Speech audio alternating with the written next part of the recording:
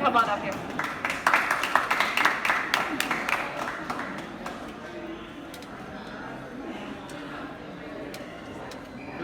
That's very good. Is that good, folks? Yeah. Well, thank you very much, Dr. Rattay, for that wonderful introduction. I do appreciate all that you do. Our public health system is in great shape because we have great people like you who are doing wonderful professional things station number 14. To keep things moving forward. Again, first, good afternoon, everyone. Again, my name is John McNeal. I have the privilege of serving as Delaware's statewide ADA coordinator.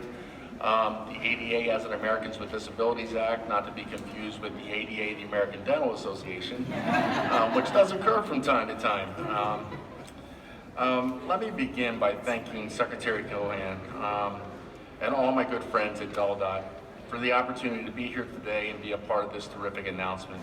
I would also like to take a moment to thank the first responders in attendance today, not just for being here, not just for what they do each and every day to assist us in our time of need, but also for the countless seconds, minutes, hours, days, weeks, and sometimes years that go by where we are afforded selfish peace of mind because we know that you will unselfishly be there when we need you.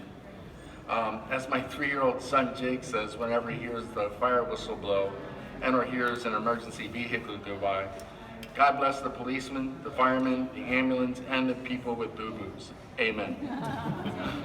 Now on to business, I see it. Now serving the voluntary medical indicator program can provide an invaluable safety net for all community members, but especially people with disabilities and those with special medical conditions by providing prompt notification and awareness of medical conditions to all emergency responders.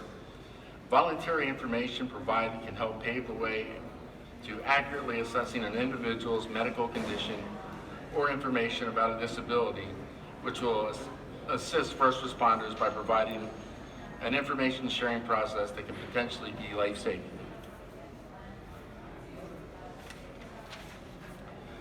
The concept behind the Americans with Disabilities Act is to afford individuals with disabilities the right to full participation in the community. Nobody has done a better job at grasping that concept than my good friend, Secretary Cohan. And I might want to add, she's also my former boss. DelDOT and our friends at DMV have come up with a seemingly small concept that can have major impacts on not only the health and well-being of individuals with disabilities, but also their pursuit for independence. Imagine being a parent of a teenager who has a medical condition or a disability that requires for someone to provide prompt awareness of a child's medical condition. Should an emergency occur and they are not there to explain it.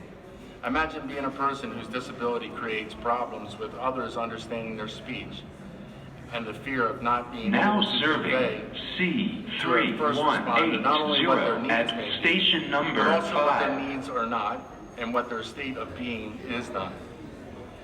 These are just a couple of scenarios where without a means for providing prompt awareness to first responders as to your medical needs, conditions, or what your disability is, can create a barrier within oneself or by a worried loved one that impedes access to the gift of full community inclusion.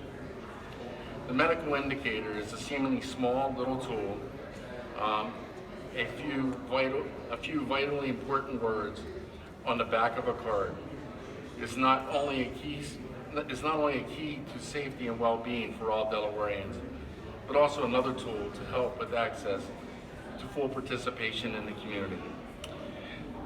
So thank you for that. And at this point in time, I want to introduce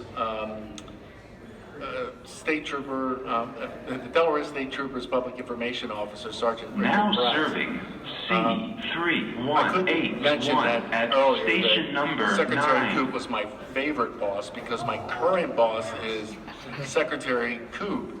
And I knew that he might have representation here with the state police. So we'll just have to keep that to ourselves. But no, we will thank you very much and welcome Sergeant Richard Bratz.